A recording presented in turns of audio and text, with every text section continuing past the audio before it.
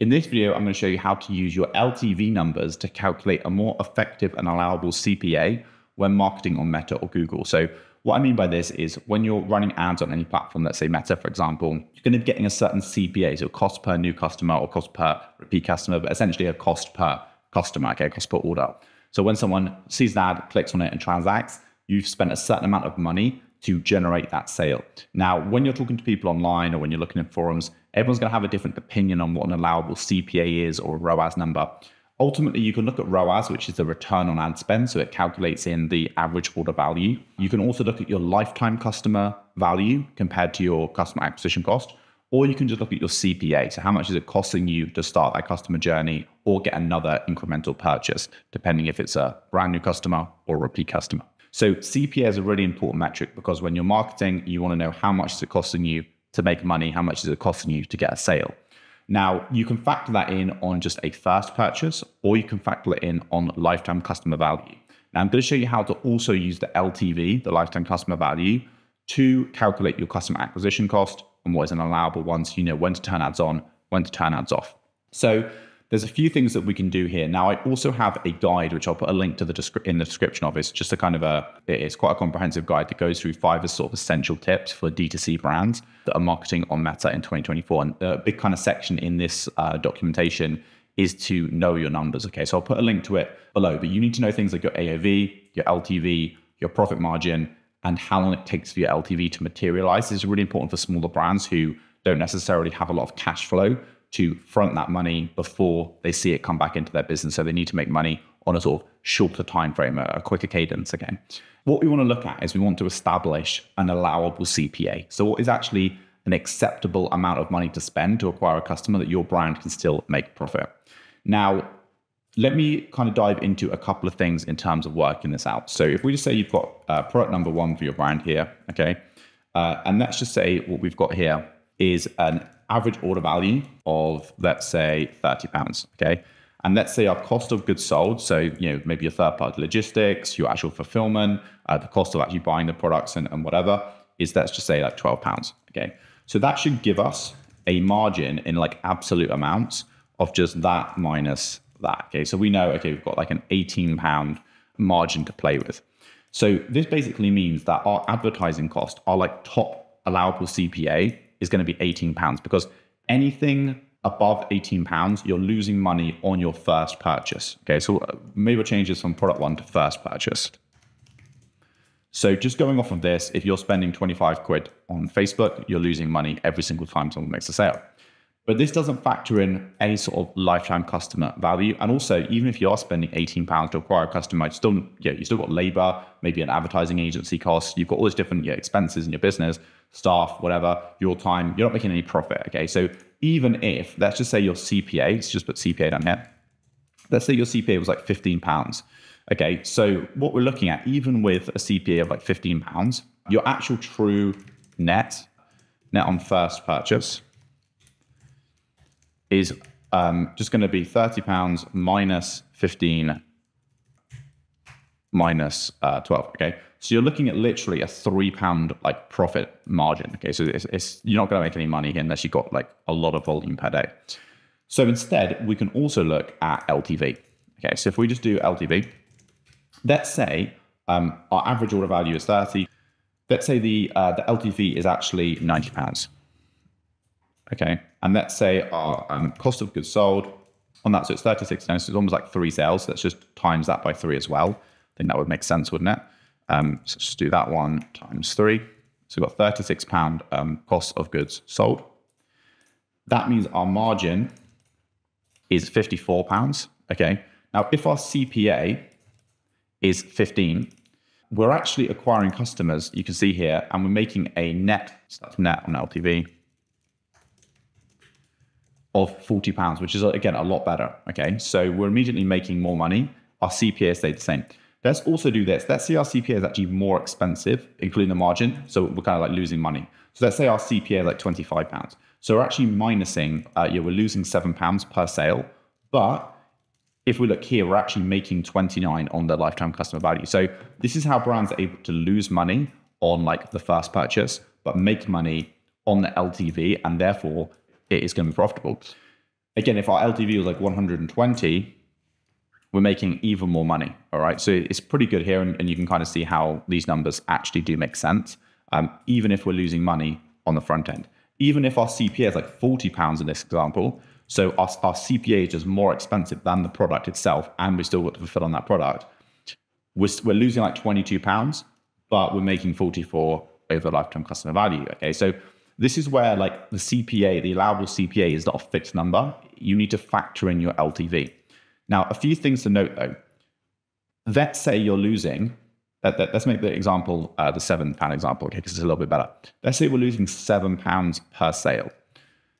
If we're having, let's say 10 orders per day, let's just do orders per day here. Let's just put 10. So let's do loss per day is going to equal this times this. So we're losing £70 per day, all right, in terms of net, plus the running cost of the business.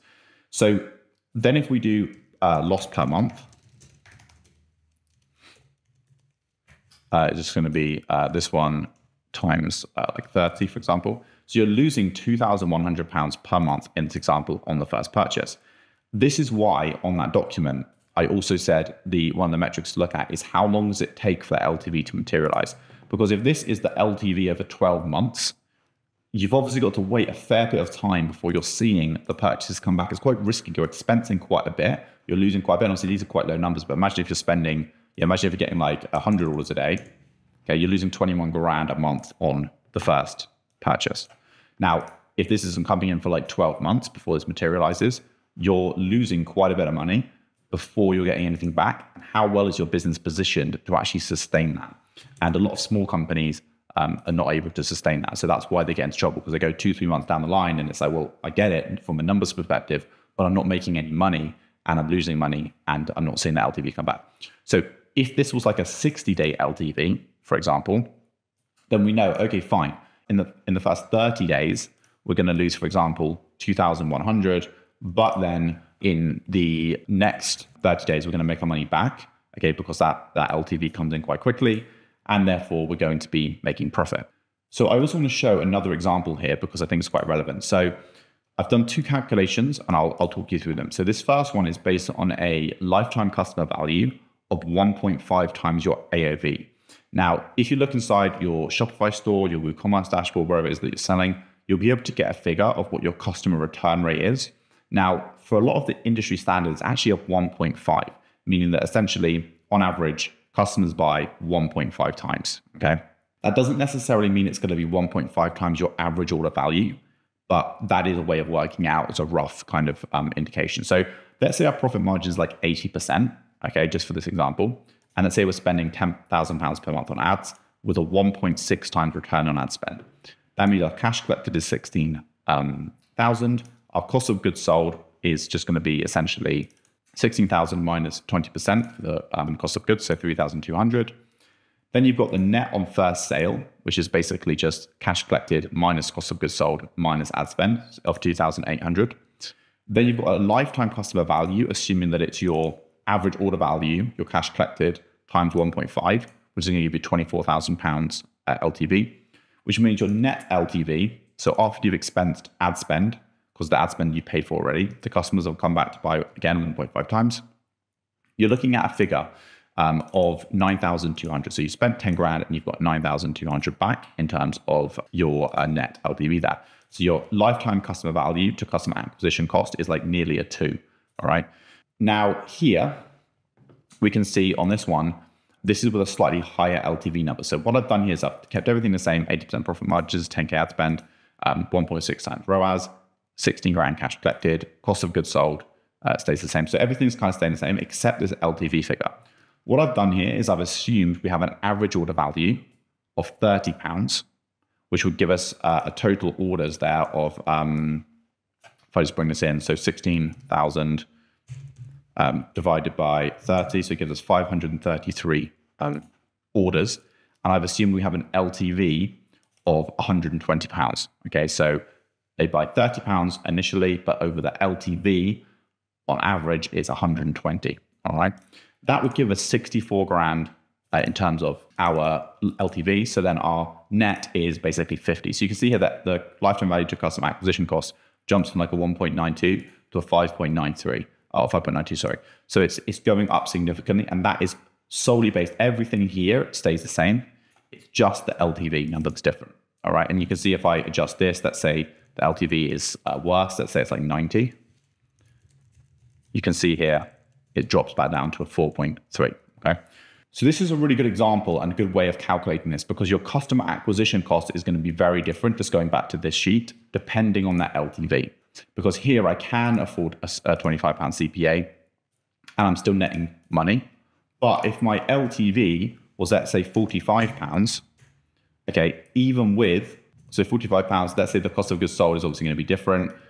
It's not going to be 3 times typically if we're only getting an additional 15. So it's probably going to be that one times, let's just do 1.5, okay?